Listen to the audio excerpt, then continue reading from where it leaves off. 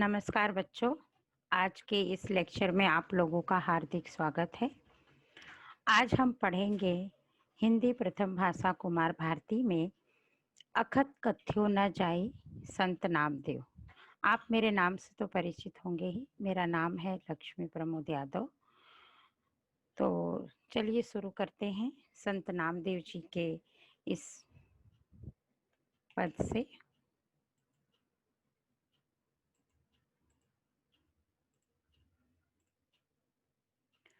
जैसे कि आप इस स्क्रीन पे देख सकते हैं कि यहाँ पे मैंने एक चित्र लगाया है। इसमें लिखा है भक्त नामदेव जी से जाने सुखी और सफल जीवन का सूत्र। संत नामदेव जी का जन्म 1270 सातारा महाराष्ट्र में हुआ था। उनकी मृत्यु 1350 पंढरपुर महाराष्ट्र में हुई थी। संत नामदेव जी का महाराष्ट्र में वही स्थान है जो संत कबीर अथवा संत सूरदास जी का उत्तर भारत में है। विठ्ठल भक्ति आपको विरासत में मिली। आपका संपूर्ण जीवन मानव कल्याण में समर्पित रहा। आप अपनी उच्च कोटि की आध्यात्मिक उपलब्धियों के लिए विख्यात हुए। विश्व में आपकी पहचान संत शिरोमणि के रूप में है।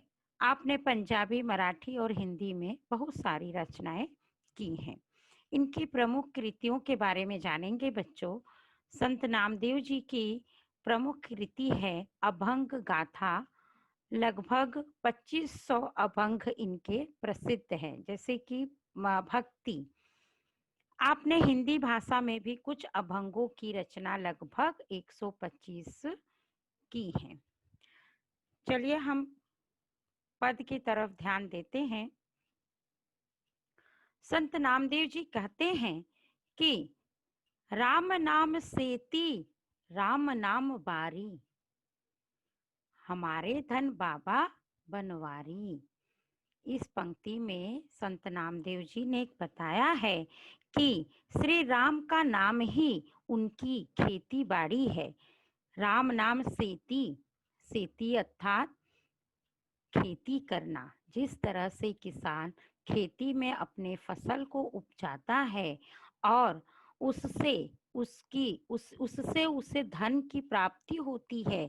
फसल से जो अनाज उगता है, जो अनाज की उपज होती है, उसे बेचकर जो पैसे उसे प्राप्त होते हैं, उससे किसान को संतुष्टि प्राप्त होती है। तो उसी प्रकार संत नामदेव जी कहते हैं कि मेरी जो खेती है वो राम के नाम की है, जिनकी भक्ति करने से ही मेरी वह धन अर्जित होती है। मतलब यहाँ पे उनका जो धन है वह क्या है? भक्ति है। इसीलिए वो कहते हैं कि राम नाम सेती राम नाम बारी, हमारे धन बाबा बनवारी। वो कहते हैं कि श्री राम का नाम ही हमारे लिए या उनके लिए खेती बाड़ी है। और उनकी जो धन संपत्ति है वो क्या है? श्री कृष्ण है। यहाँ पे बनवारी का अर्थ दिया है श्री कृष्ण से, यहाँ पे उनको जोड़ा गया है। बनवारी श्री कृष्ण का भी एक और नाम है।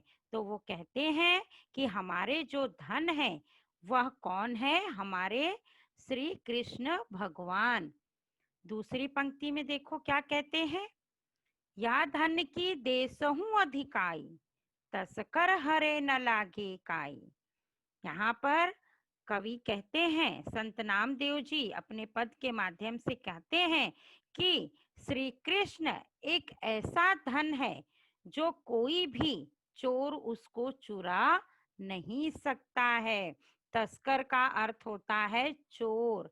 धन की देसहु अधिकाई मतलब जो श्री कृष्ण भगवान, जो राम का नाम, जो श्री कृष्ण का नाम मैं दिन रात जपता हूँ, वही मेरी धन संपत्ति है, वही मेरी धन संपदा है, जिस पर केवल मेरा ही अधिकार है।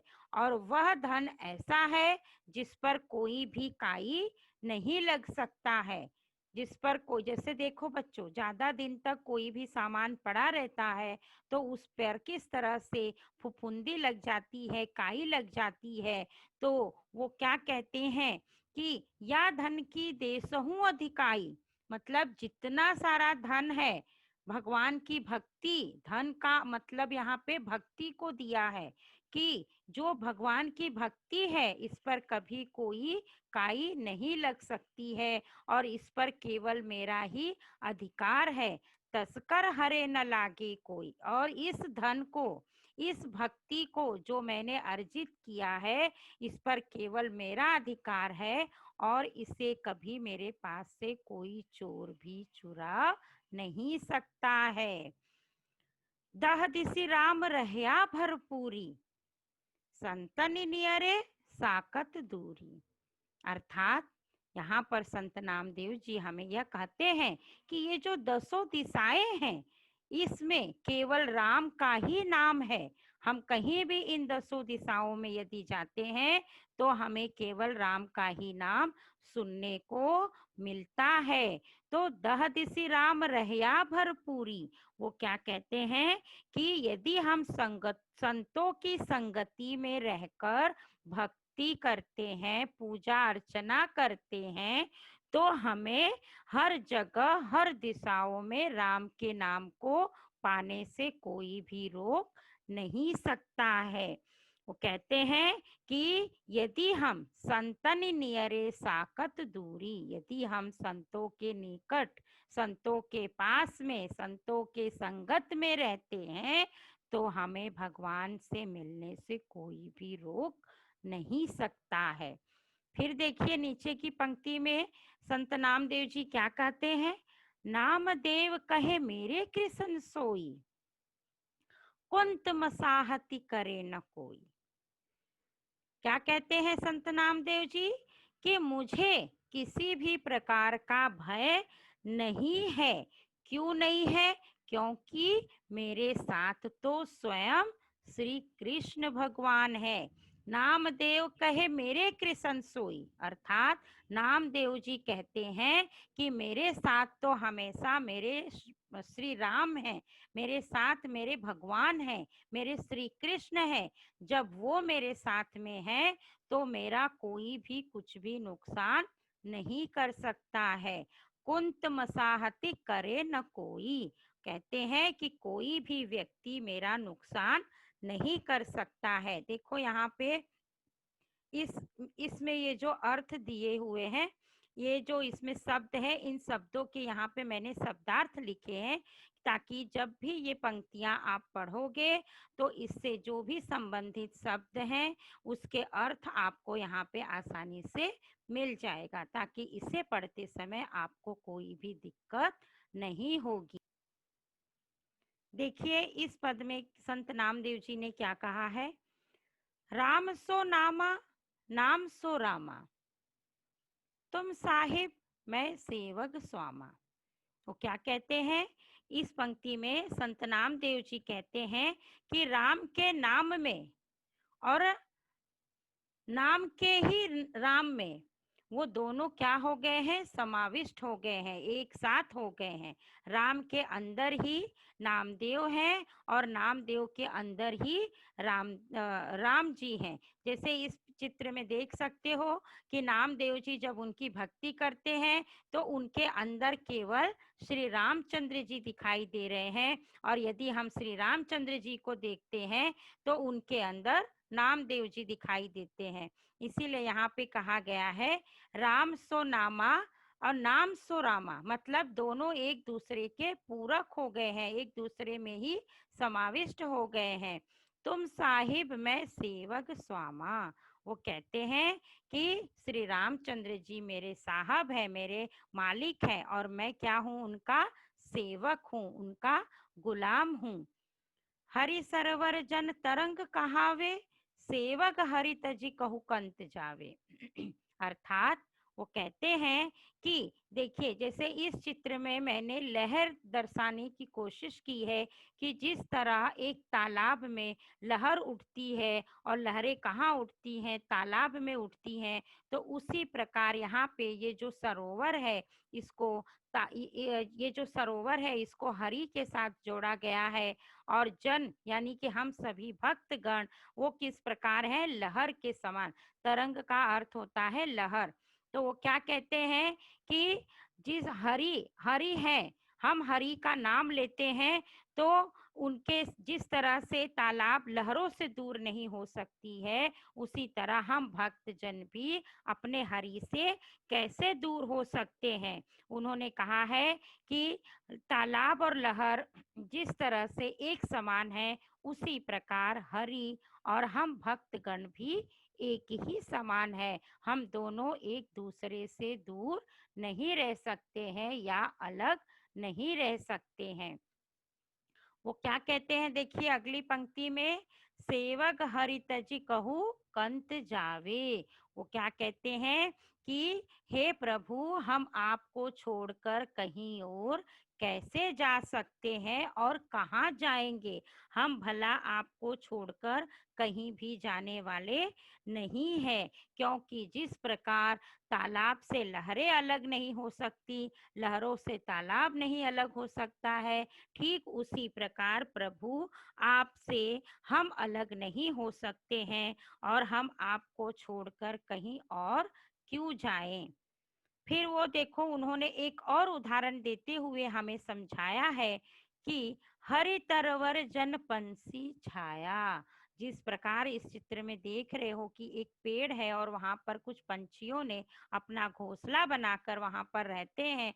भले ही वो दूर दाना चुगने के लिए जा रहे हैं, लेकिन फिर उन्हें लौटकर कहाँ आना है, श्री प्रभु इसी पेड़ पर जहाँ पे उन्होंने अपना घोंसला बनाया हुआ है। तो ठीक उसी प्रकार यहाँ पे संत नामदेव जी हमें यह समझाने की कोशिश कर रहे हैं या बताने की कोशिश कर रहे हैं कि हरि जो है वो पेड़ की समान है और ये जो पंछी हैं वो हम भक्तगण हैं। वो क्या कहते हैं, हरि तरवर जन पंछी छाया। वो कहते हैं कि हरि जो है वो पेड़ की तरह है और जो भक्तगण हैं वो पंछियों के समान है। क्योंकि जब हरि भजन में भक्त लीन हो जाते हैं, तो उनके अंदर का जो मोह माया है, जो अहंकार है, जो ईर्ष्या है, द्वेष है, वो सब क्या हो जाता है, दूर हो जाता है। सेवक हरि भजी आप गवाया। वो क्या कहते हैं कि सेवक मतलब जब हम भगवान की भक्ति करते हैं, उनके प्रभु की भक्ति में लीन हो जाते हैं, तब क्या हो जाता है, हमारे अंदर का जो भी अहंकार है, जो भी इच्छाएं हैं, जो भी द्वेष है, वो सभी क्या हो जाता है, अपने आप ही दूर हो जाता है।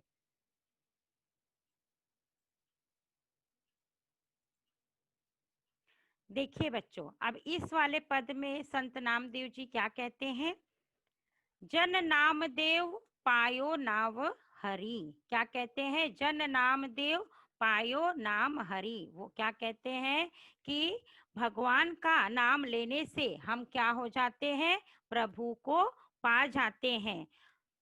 जम आए कहाँ करिहे बोरे। वो कहते हैं कि जो भी भक्तगण भगवान की भक्ति करता है, वह सीधे ही मोक्ष को प्राप्त हो जाता है। जैसे इस चित्र में आप देखो, मैंने दिखाया है मोक्ष प्राप्ति का रहस्य। यहाँ पे संत नामदेव जी हैं जो अपने प्रभु भक्त के भक्ति में किस तरह से लीन हैं। यहाँ पे भी देखो काफी लोग भक्ति करने में, भगवान की भक्ति करके मोक्ष प्राप्त करने की साधना में लगे हुए हैं। तो नामदेव जी कहते हैं, जन नामदेव पायो नाव हरि। जिन लोगों ने भगवान की भक्ति की, पूजा की, उन लोगों को भगवान श्री राम जी को वो पा लिए हैं। वो क्या कहते हैं, जब उनको पा लिए हैं तो अब उनको सीधे ही मोक्ष की प्राप्ति हो जाएगी। वो कहते हैं कि जम आए कहाँ करी है बोरे। वो कहते हैं भले ही यमदूत अब उनको लेने के लिए आ जाए, लेकिन अब वो उनका कुछ भी बिगाड़ नहीं सकता है। क्योंकि क्यों नहीं बिगाड़ सकता है? क्योंकि हम भक्तगणों ने भगवान की भक्ति को पा लिया है, भगवान के नाम को पा लिया है, जिसकी वजह से अब हमारा कोई भी कुछ बिगाड़ नहीं सकता है, चाहे वह यमराज ही क्यों ना हो। वो कहते हैं अब मोरी छुटी परी, भाव भगति नाना विधि कीन्ही। वो कहते हैं कि जब हम भगवान की भक्ति को पा लिए हैं, तो हमारे अंदर की सारी मोह माया जो थी, सांसारिक मोह माया जो थी, वो अब हमसे दूर हो गई है। अब उसे मतलब अब वो हमारे पास नहीं आ सकता है। तो वो कहते हैं कि इस तरह से वो कहते हैं कि यमराज भी हमारा कुछ भी बिगाड़ नहीं पाएंगे। भाव भगति नाना विधि कीनी, अर्थात वो कहते हैं कि लोग भक्तगण बहुत प्रकार से, अनेक प्रकारों से, नाना विधि मतलब अनेक प्रकार, बहुत तरीकों से हर भक्तगण पूजा भक्ति करते हैं, अर्चना करते हैं प्रभु की, जिसकी वजह से उनको फल जरूर मिलता है। देखिए नीचे की पंक्ति में लिखा है, फल का कौन करी, केवल ब्रह्म ब्रह्म निकट लो लागी। वो क्या कहते हैं कि हर प्रकार से भक्तगण प्रभु की भक्ति करते हैं, तो उन्हें फल देने से कोई भी रोक नहीं सकता है, और उन्हें फल जरूर प्राप्त होता है। क्योंकि वो कहाँ पर चले गए हैं? ब्रह्म के एकदम पास चले गए हैं। कैसे चले गए? भगवान की भक्ति पूजा अर्चना करते हुए वो ब्रह्म के एकदम समीप चले गए हैं, जिसकी वजह से अब उनका उद्धार हो जाएगा, उनको मुक्ति मिल जाएगी। मुक्ति कहाँ बपुरी, नाव लेत सनकादिक तारे। वो कहते हैं कि जो लोग प्रभु का नाम ले लेते हैं, उनको मुक्ति जरूर मिलती है, उनको मोक्ष की प्राप्ति हो जाती है। वो कहते हैं कि जैसे ईश्वर ने सनकादिक, जो सनकादिक कुमार थे, राजकुमार थे, उन्होंने भी श्री प्रभु रामचंद्र जी का, श्री कृष्ण जी का जब उन्होंने नाम लिया, उनकी भक्ति की, उनकी पूजा अर्चना की, तो जिसकी वजह से उनको क्या हुआ? मोक्ष की प्राप्ति हुई, उनका उद्धार हुआ। तो उसी प्रकार यदि हम भक्तगण भी भगवान की भक्ति पूजा में लीन होते हैं, उनका नाम लेते हैं, तो हमारे अंदर के सारे मोह माया अहंकार दूर हो जाते हैं, और हम ब्रह्म निकट यानी हम भगवान के एकदम पास पहुंच जाते हैं, और वहां पहुंचने पर हमारा कोई भी नुकसान नहीं कर सकता है। वो कहते हैं पार न पायो तास हरि, नामदेव कहे सुनो रे संतो। वो क्या कहते हैं कि संत नामदेव जी कहते हैं कि श्री राम की महिमा जो है उसका कोई भी पार नहीं लगा सकता है। क्योंकि हम जितना भी उनको जानने की कोशिश करेंगे, उतना ही उनकी भक्ति में हम तल्लीन होते जाएंगे, क्योंकि उनकी महिमा अनंत है, जिसका हम कभी भी पार नहीं लगा सकते हैं, या हम उसके बारे में अधिक जान नहीं सकते हैं।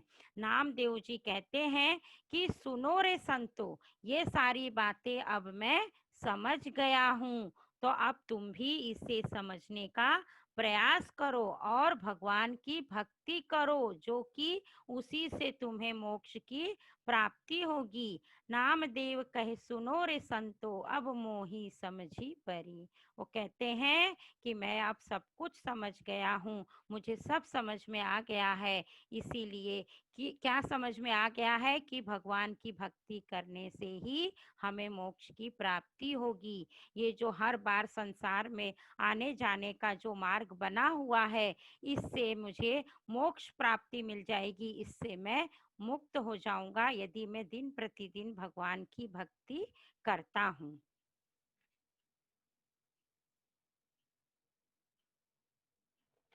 यहाँ पे देखो बच्चों क्या कहते हैं, राम संत नामदेव जी कहते हैं, राम नाम जपिबो श्रवणिनी सुनिबो। वो क्या कहते हैं कि मैं राम के नाम को जपूंगा भी, उसे सुनूंगा भी। कान मेरे जो हैं, जब मैं उसको मुंह से बोलूंगा तो मेरे कान उसको सुनेंगे। वो क्या कहते हैं कि जब मैं राम का नाम जप करूंगा तो उनको अपने कानों से सुनूंगा। सलील मोह में बही नहीं जइबो। वो कहते हैं कि जब मैं उनका नाम जपूंगा तो उन्हीं के नाम को सुनूंगा, और उस प्रकार से जो मेरे अंदर की मोह माया है, जो मोह माया है, मैं उस मोह माया के जाल में नहीं फंसूंगा।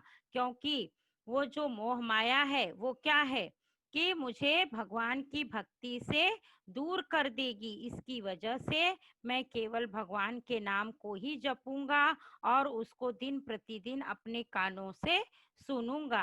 वो कहते हैं कि जब मैं इस तरह के नाम को बोलते हुए सुनूंगा तो मेरे अंदर का जो मोह माया है वो मुझसे दूर रहेगा और मैं उसकी जाल में फंसने वाला नहीं हूँ। वो क्या कहते हैं, अकथ कथ्यो ना जाई, कागद लिखियो ना माई। वो क्या कहते हैं, राम के नाम की महिमा अवर्णीय है। इतनी उनकी महिमा है कि उसे कह सकना, बोल सकना या लिख सकना संभव नहीं है। क्योंकि सकल भवनपति मिलियो है सहज भाई। वो क्या कहते हैं कि ये जो संसार है, ये पूरे संसार के वो क्या है, मालिक हैं। और जो मालिक हैं तो हम क्या है, उनकी प्रजा है। देखिए वहाँ उन्होंने बताया है कि राम ही माता है, राम ही पिता है, राम सबे जीवदाता। वो सभी लोगों के दाता है, जिनका नाम लेने से वो हमें बहुत ही आसानी से मिल जाते हैं, जिनकी भक्ति करने से वो हमें बहुत ही सरलता पूर्वक प्राप्त हो जाते हैं। नामदेव जी कहते हैं, भरत नाम यो छिपे, कहे रे पुकारी गीता। नामदेव जी कहते हैं कि यदि राम के नाम को पाना है तो उनको हृदय से पुकारना पड़ेगा। जब उनको हृदय से पुकारोगे तभी राम के नाम की प्राप्ति होगी और उनकी भक्ति प्राप्त होगी, उससे फल प्राप्त होंगे, जिसके द्वारा आप सभी लोग भगवान की भक्ति करते हुए मोह माया के जाल से बचते हुए सीधे ब्रह्मलोक में पहुंच जाओगे और मोक्ष की प्राप्ति हो जाएगी। यहाँ पर देखो बच्चों, जितने भी मैंने पद यहाँ पे दिए हैं संत नामदेव जी के, उन सारे पदों के शब्दार्थ भी मैंने यहाँ पे लिखा है, ताकि जब भी ये पढ़ोगे इस शब्दार्थ के माध्यम से आप सभी लोगों को यह पद अच्छे से समझ में आ जाएगी। ये हमारा स्वाध्याय है, जिसके उत्तर भी मैंने यहाँ पे आप लोगों को लिखकर दिखाया है, ताकि जिससे आप लोगों को उत्तर लिखने की भी परेशानी न हो। यदि आपको मेरे चैनल पर बनाया गया वीडियो अच्छा लगा तो इस चैनल को सब्सक्राइब जरूर करें तथा लाइक करें और कमेंट भी दें, ताकि आने वाला वीडियो आप तक पहुंच सके। मेरे चैनल के साथ जुड़े रहने के लिए आप सभी का धन्यवाद। स्वस्थ रहें, मस्त रहें।